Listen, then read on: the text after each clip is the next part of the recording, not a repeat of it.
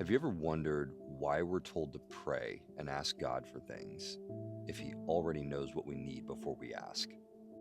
Check this out. Don't worry about anything.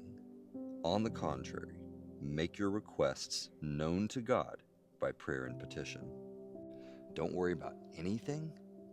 I mean, anything at all.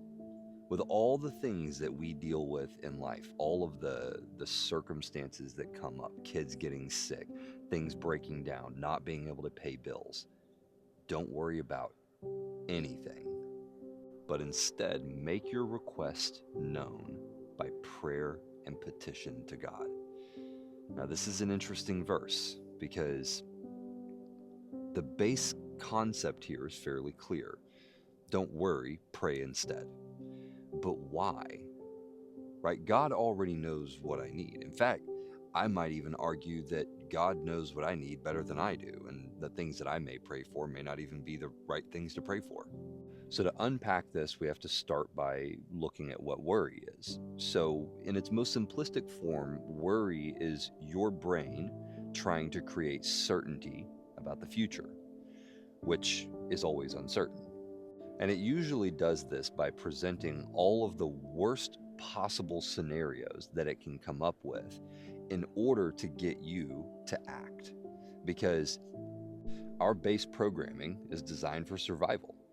So when we're presented with a situation that we don't have a solution for, and that situation has any type of appearance of threat, then your brain immediately goes into overdrive, trying to get you to take it seriously by presenting you with all of the worst possible scenarios, which is great when you need to get out of the way of a bus.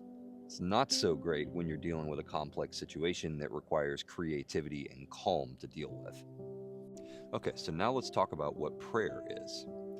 So we tend to define prayer as talking to God, but there's a deeper reality to what prayer actually is. So you have to think about this.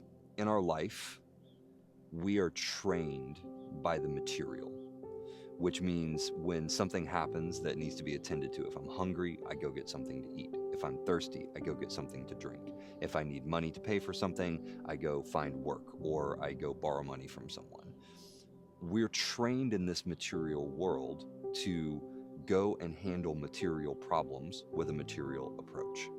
And because we learn that we can get results in the material world by taking a material approach to things, we begin to define our reality by the things that we can see, smell, taste, touch, hear, right? But prayer is an act of defiance of this reality. Every time we pray and request something from God, we have, in effect, said that what I see in this reality, the material approach to things, is lesser than approaching the reality that God lives in. His reality is greater than our reality. That's what prayer is. Every time we pray, we are subordinating our reality to His reality. And so when you put these two things together, worry and prayer, what you get is a change of where we look for our certainty. You see, our brain looks to the material to try and solve whatever the problem is. That's the immediate approach. But when we respond in prayer and we go and we petition the Lord for the things that we need, in that moment, we are shifting our certainty. We are shifting where we look for our certainty from what we can accomplish with our own hands in the material to what God can accomplish with His hands from the spiritual. Now, it's important to pay attention to two things in this verse that goes beyond just the correlation between worry and prayer. Paul says to make your requests known with prayer and petition, with thanksgiving. Now, that word petition means an urgent plea. So it's not just prayer.